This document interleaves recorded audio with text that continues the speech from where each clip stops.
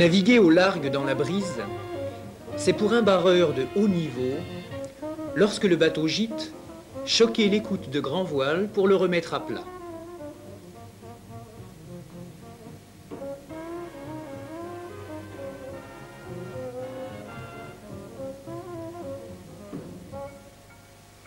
Et aussi abattre pour conserver l'angle de la voile par rapport au vent, afin de garder une vitesse maximum.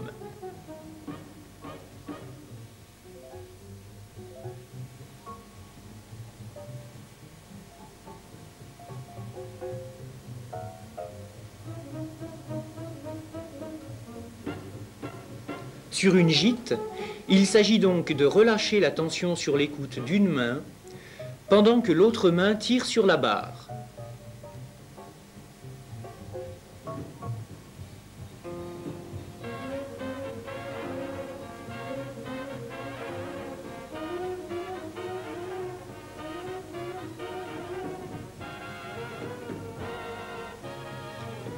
Répondre à une gîte, c'est donc coordonner deux actions qui sont relâcher, tirer.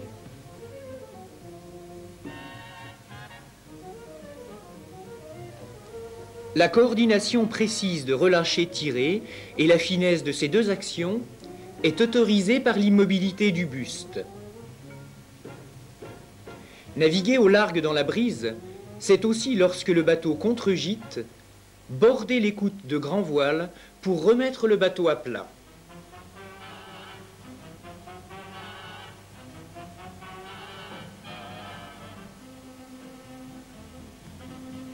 Et aussi loffer pour conserver l'angle voile-vent permettant une vitesse maximum.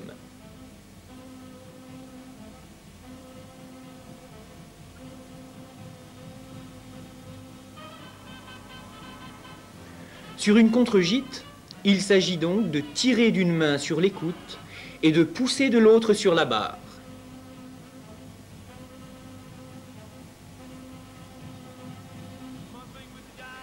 Tirer d'une main et pousser de l'autre, ou relâcher, tirer, c'est une coordination simple de deux actions élémentaires que ces barreurs réalisent aisément sur ces images, que tout individu réalise facilement à terre, mais qu'il ne retrouve pas immédiatement sur l'eau.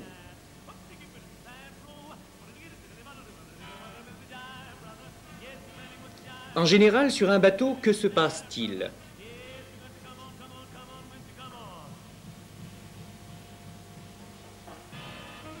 Le barreur, dès que le bateau gîte, s'organise pour maintenir son buste en position verticale.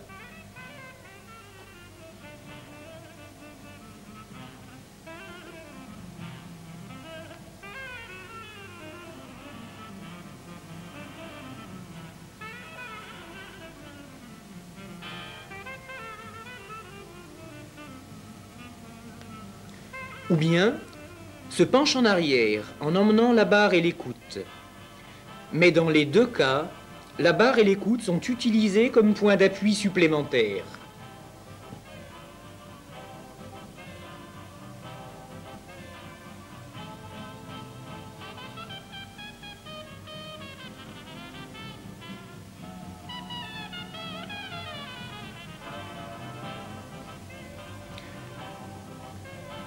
Sur contre-gîte, le barreur s'organise pour maintenir son buste en avant de ses appuis.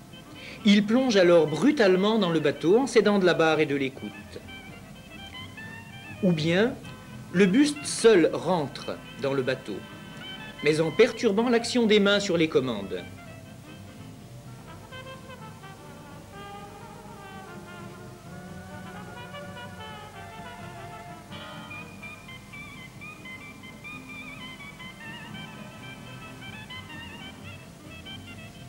Ce sont les déplacements du buste qui déterminent l'action des mains, et non le souci de conduire le bateau.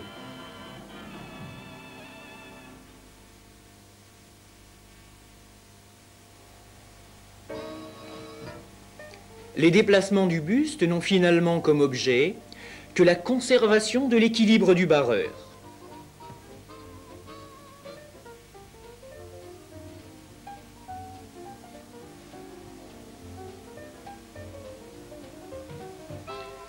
Pour ces barreurs, il est actuellement impossible de dissocier l'action des mains de celle du buste, donc de réaliser une coordination relâcher-tirer ou tirer-pousser. Au lieu d'une solution adaptée, on voit une activité très intense au niveau du buste ou de tout le corps, et des déplacements rapides et de grande amplitude. Les mains, par contre, ne servent qu'à s'agripper à la barre ou à l'écoute. C'est une réponse bloc, organisée uniquement autour du refus de la chute arrière.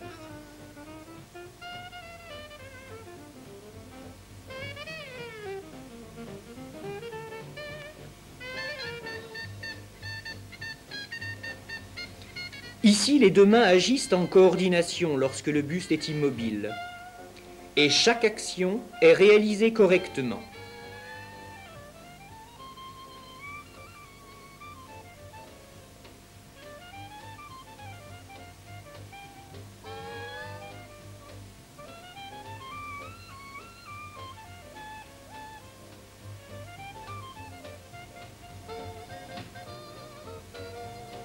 Néanmoins, sur une contre-gîte brutale ou un retour rapide du bateau à plat, le buste rentre et perturbe l'activité des mains.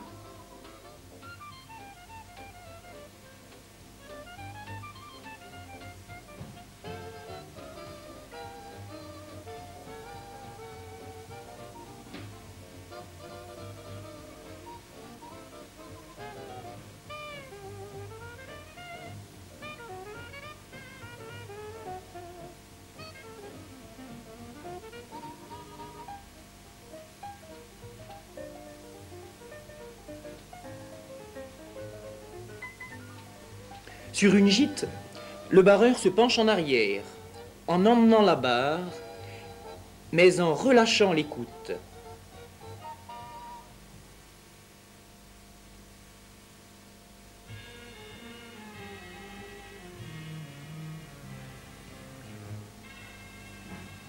Il y a déjà dissociation partielle des mouvements du buste et des mains, et du mouvement des mains entre elles, et modification du rapport, activité au niveau du buste, activité au niveau des mains.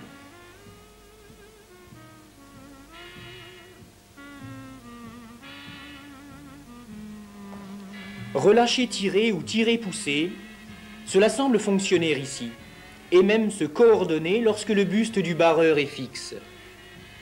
Néanmoins, lors de contre-gîtes importantes, on note la réapparition de rentrées du buste, assurant la rééquilibration, mais perturbant l'action sur la barre.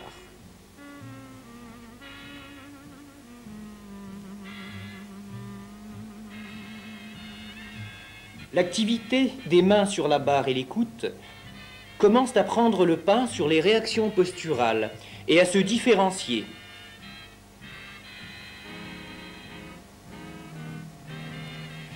Les déplacements importants du buste ne participent plus à la rééquilibration, mais augmentent l'amplitude des actions sur la barre et l'écoute.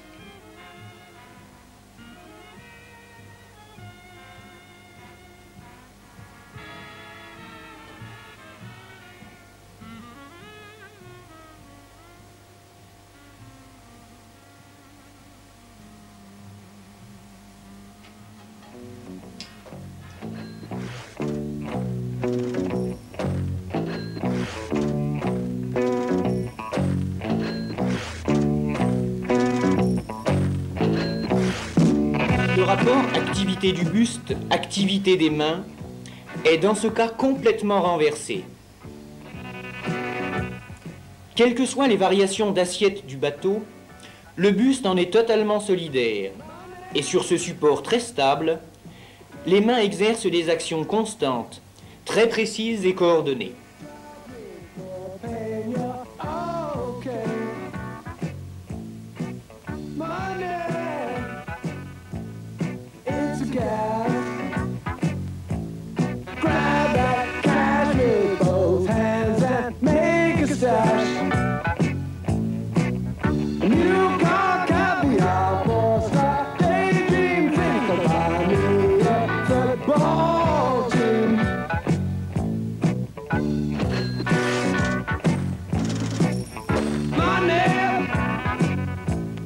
Get back.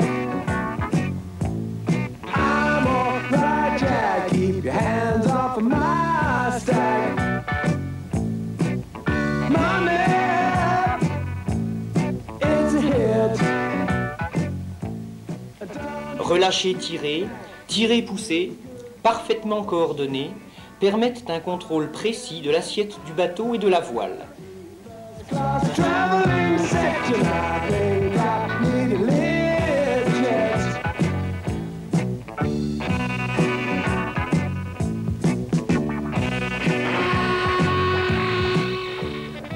Sur ces images, on voit un contrôle du bateau très précis. Et les seuls mouvements apparents sont ceux des mains, mouvements dissociés et coordonnés.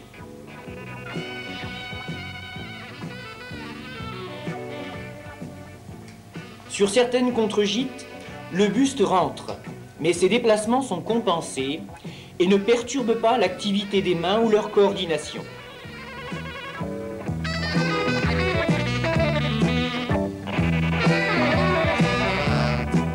Relâcher, tirer, tirer, pousser se succèdent, alternent, se coordonnent parfaitement pour aboutir à une conservation de l'assiette du bateau et de l'angle de voile par rapport au vent, permettant d'obtenir une vitesse impressionnante.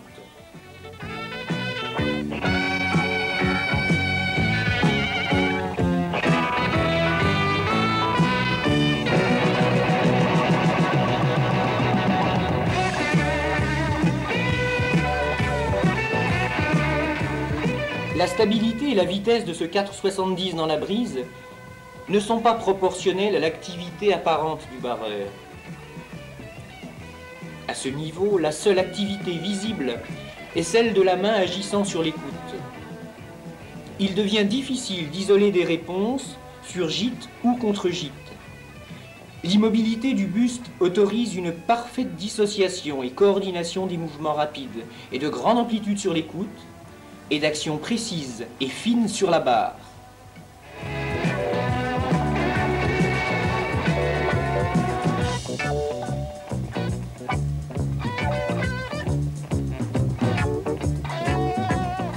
Chez ce barreur, la coordination relâcher-tirer sur gîte et tirer-pousser sur contre-gîte est dépassée.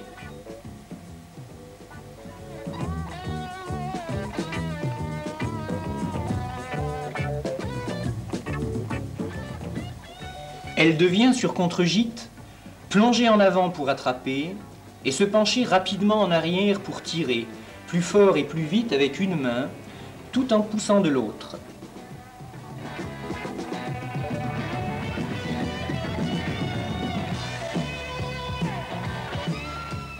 On retrouve des déplacements importants du buste, mais en sens inverse.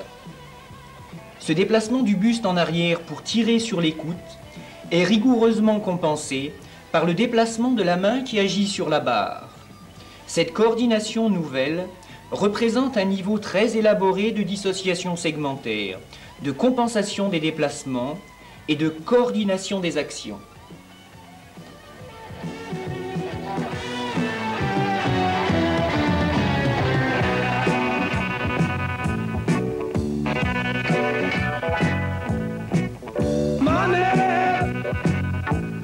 It's a crime. Share it, fair it, don't take a slice of my pie. Money, so they say, is the root of all evil today. Dans cette situation de brise avec de la houle, la solution choquer-border, abattre l'offet, ne suffit plus pour aller le plus vite possible. Il faut faire varier l'assiette du bateau par déplacement pour utiliser les vagues.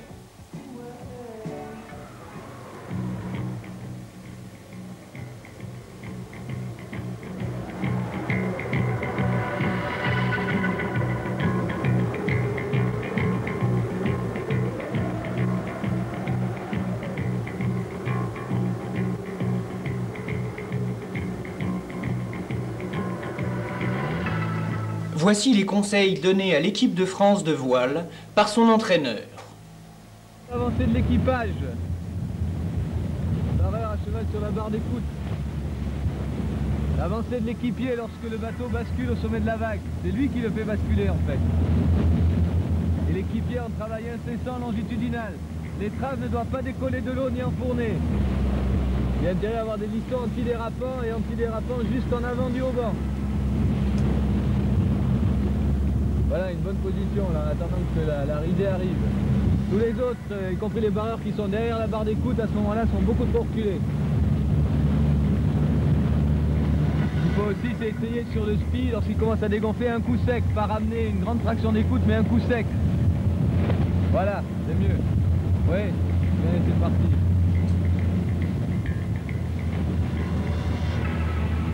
Ouais, juste pour éviter l'enfournement. C'est bon là. Ouais. Ouais, vite devant. Bien vu. Bien vu. Bien vu. Ça va, le bateau n'accuse pas de décélération.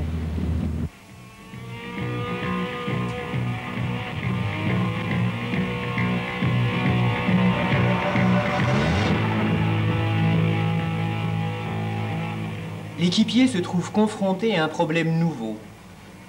Car dans cette technique, il doit se déplacer rapidement sur un support instable, regarder le spi et en même temps réserver l'activité de ses mains au contrôle du spi.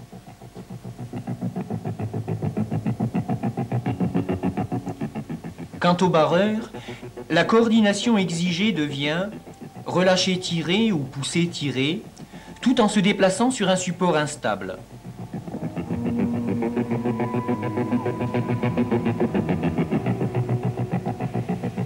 Cette coordination suppose des dissociations et des compensations très fines des déplacements des diverses parties du corps et des coordinations très mobiles des actions.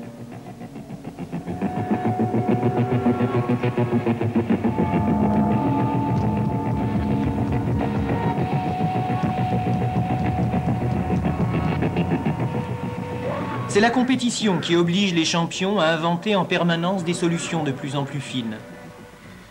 L'enseignant doit connaître ces solutions, qui représentent le niveau actuellement le plus élaboré de l'activité humaine sur un voilier. Mais il lui serait inutile d'en faire directement un objet d'enseignement, un modèle, que l'élève doit copier ou reproduire. L'enseignant doit analyser cette solution et déterminer quelles exigences elle impose. Il doit aussi savoir quelles étapes l'élève doit franchir, quelles conditions il lui faut mettre en œuvre pour que l'élève parvienne à la réalisation de coordination complexe d'actions sur son bateau. Actions qu'il sait et qu'il peut réaliser isolément et hors d'un bateau.